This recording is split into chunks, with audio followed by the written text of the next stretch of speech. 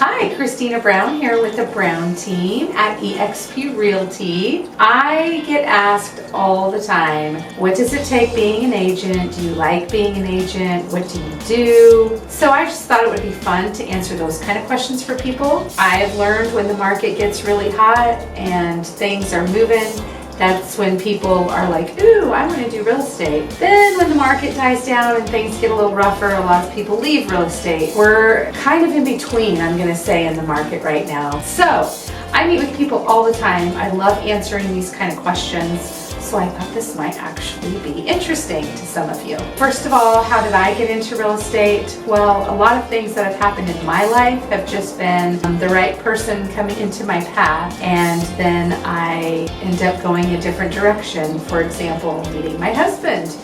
Totally didn't plan to meet him when I did, and ended up falling in love, got married, all of those things. But also, when I was in high school, I had a mentor take me under her wings and teach me how to teach music lessons. I played musical instruments for several years. I still play. And so that was a mentor, just the right person that came into my path at the right time. And then fast forward later in life, I'm a mom, have 4 little kids. I'm teaching lessons, and one of the fathers of my students owned his own brokerage. This is when we lived in Colorado. And again, he took me under his wings and said, hey, you should do real estate. So that's kind of my story, how I got started. I've been fortunate and blessed to have great mentors along the way in everything that I do. So if that happens to you, be kind to those mentors and learn everything that you can. It is a great opportunity, and I'm so thankful for those kind of moments. But here's what it takes if you want to be a real estate agent. So yes, we do have to go to special school. There's a real estate school here locally in Kansas City that I love and recommend. If you're not in Kansas City, then you'll want to ask a good reputable brokerage where you are who they recommend for real estate school. But not all real estate schools are created equal. Do not Google it and try to figure out what school to go to on your own. I can tell you, you will likely pick the wrong one. So reach out if you need information on the right school. Here in Kansas City, I love and recommend the career education systems. They are fabulous, fabulous school. And I always recommend to an agent who's never done real estate before to go to the live classes if at all possible. That is the absolute best way to learn. And you're able to ask questions, and you just will retain the information and learn so much more typically. That's just for most people. So I do recommend you go to the in-class learning, because nowadays, of course, we have options with online, but it is very difficult for a lot of people to pick up the information that way. Anyway, go to real estate school, but the first step is picking the right school. And the next thing is, in the state of Missouri, what it takes is you do a pre-licensed course. It is a 48-hour course, so I know every state is different. If you are not in Missouri, then you'll want to find out what the requirements are where you are, right? So this is just for Missouri.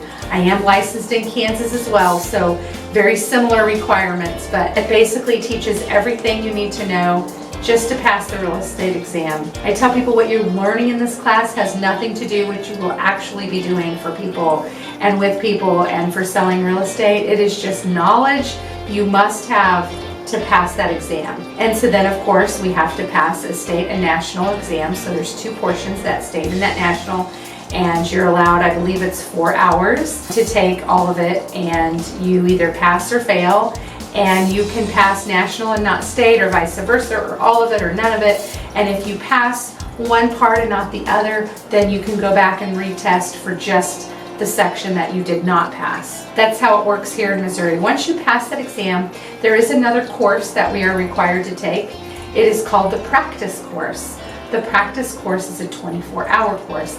Again, I highly recommend that you go live and in person. This also is not necessarily practical application. It's not going to teach you how to run your own business, how to be an entrepreneur, how to get business, how to help people, those kinds of things. Again, it is just required knowledge that we have to have just to check the box and get your certificate and say you've done it. You have to have all of these things done before you can join the real estate board, take the MLS classes, get the special key. It's a little app on our phone that accesses all the lock boxes to open all the doors. And that's where you're gonna spend the biggest bang of money, is after you get through the classes. The classes here, at least, are not that expensive. It's everything after that where you're gonna be spending the most money, just so you know.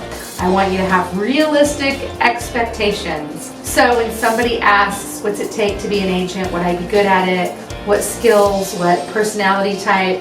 First of all, let me just say this. If you do not like people, you will not like real estate, and you will not do well, because people will know if you don't like them. That's who we are dealing with all day, every day, is people. So yes, we go and look at houses, but we don't have a relationship with the houses. So if you love houses, that's super cool and awesome. A lot of people love houses.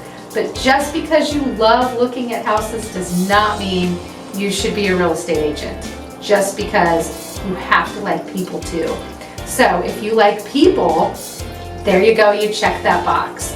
The other thing is, it is true that we create our own schedules. We all kind of chuckle that are in real estate, because really our schedules are, we're out on evenings and weekends, and we're showing houses at all hours of the day and night, and our phones are going off at all hours of the day and night. However, you are able to structure your schedule around other obligations and things that you may have.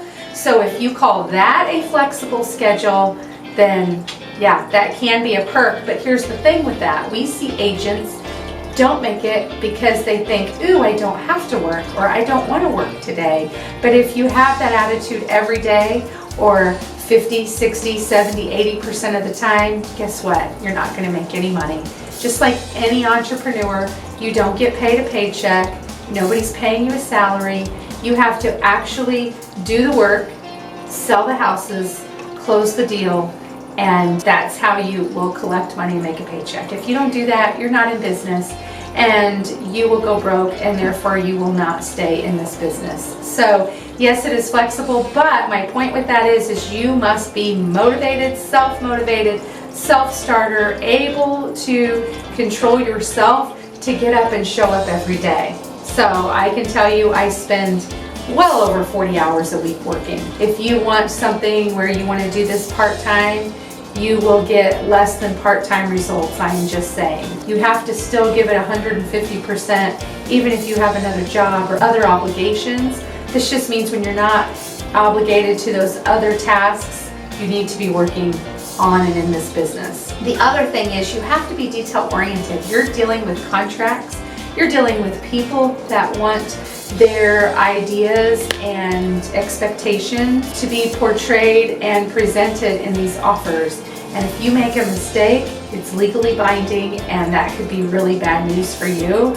So if you're sloppy and quick and you don't like details, you better learn how to do that, or be willing to hire someone to do those things for you. But the details are super, super important in this.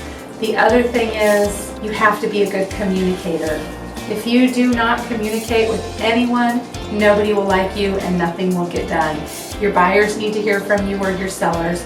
The other side of the transaction, the buyers or sellers agent on that side, the lender, the title company, there's just so much involved. You have to answer your phone. You have to respond. You have to communicate well and get back to people. Super key. If you are not able to do those things, you might want to do something else.